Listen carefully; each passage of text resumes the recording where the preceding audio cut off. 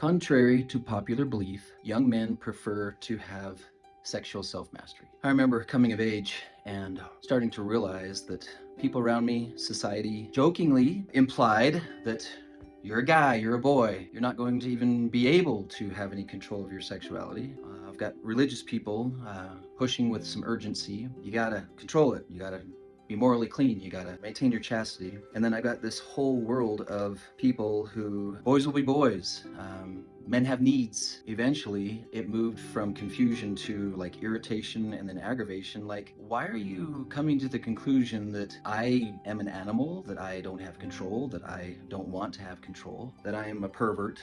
So this stereotype has a tendency to affect the way we talk to men, the way we talk to young men. We talk to them as if they need to be motivated. You need to want to have control of your sexuality. You need to want to. And so one of the things I see loved ones, parents, leaders, doing with their young men that is not helpful is they continue to interact with the young man, the adult man, as if he doesn't care. Well, I don't see you doing anything about it. I don't see you working on it. So I come to conclusions because you don't care. You're unmotivated. And so the goal is to pressure with motivation. And then once they're motivated, they'll be able to demonstrate control over their sexual urges. If you believe what our prophet teaches us, we are dealing with a relentless adversary who is extremely skilled and capable. And it's almost like you got this really ambitious 7th, 8th grade tennis player and they are lined up against Olympic level tennis player. You say, you just need to be motivated, you just need to be motivated, you just need to be motivated. And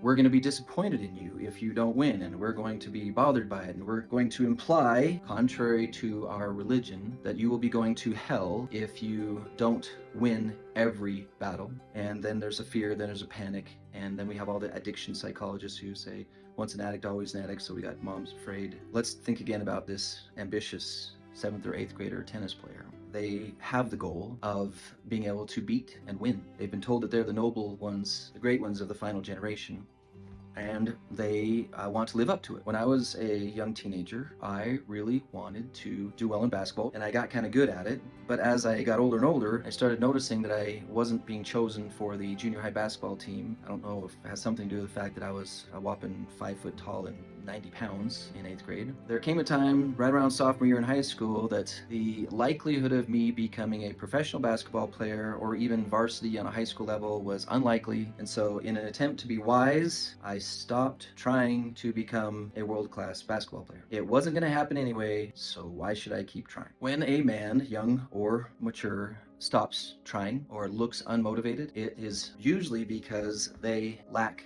training. It is because they don't have the skill. It's not because they're unmotivated. Why keep trying to do something when you don't know how to do it? You're not good at it. You don't have the skill for it. You don't have someone training you on how to do it. We have all these caring and loving moms, but most moms have never been teenage boys. Most moms do not know what it's like. Most moms know how annoying it is for someone to try to tell them to do their job when they've never been the mom. But I have love for all the moms who try to teach, and thank you. If you're finding this video helpful or want to help us reach others in need, don't forget to like, comment, and subscribe because it really supports our channel. Thank you. Unfortunately, most fathers did not acquire sexual self-mastery themselves, so they feel incompetent to train the young men. In the youth handbook, the new one as of 4 or 5 years ago, President Nilsson introduced something called the Pattern for Growth, where he introduces the discover, plan, act, reflect cycle. We around here call it the DPAR sometimes. It's a circle because it doesn't matter where you start, you can just keep going through the cycle. And we will need to reflect, which in sports terms is called film review, as objectively as you can. What went right, what went wrong the last time I was in a battle, last time I fought a battle. And then I need to discover, learn new things, new tools, new skills, new techniques, which usually requires the participation of a specialist who can teach about brain chemistry, satanic attacks. We have the religionists who mention and comment on and remind us of satanic attacks. We have the scientists who, for some reason, even though psychology by definition is the study of the spirit, they've turned it into study of the mind. And so it's hard to find a specialist who knows how to understand and implement and train the warriors, younger and older, on the techniques, methods, and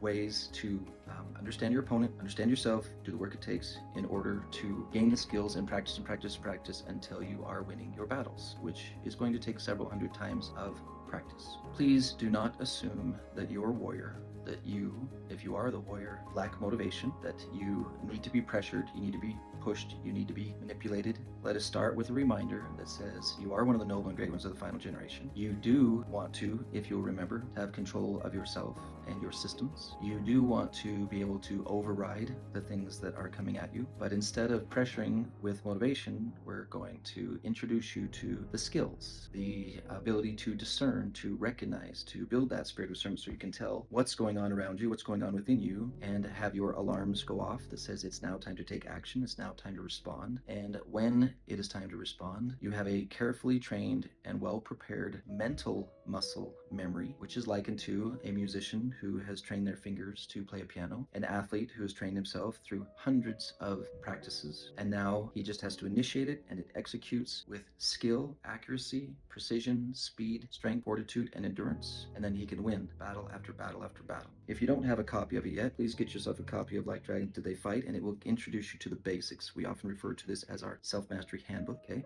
Everyone's allowed to read it. You get a free copy. Look for the links, and you get your own free electronic copy of it. And then when you're ready for advanced training, because learning to demonstrate excellent self-mastery on a chalkboard or in a book is like unto learning how to play football or tennis on a chalkboard. You are going to need training if you're going to become good at this. We have Sons of Helaman training for the young men warriors, we have Men of Moroni training for the men, Daughters of Light for the young women, Warrior Women of Light for the adult women, and Eternal Warriors trainings for everyone who wants to learn to have self-mastery for things other than sexual self-mastery. Focus on getting trained instead of pressured motivation.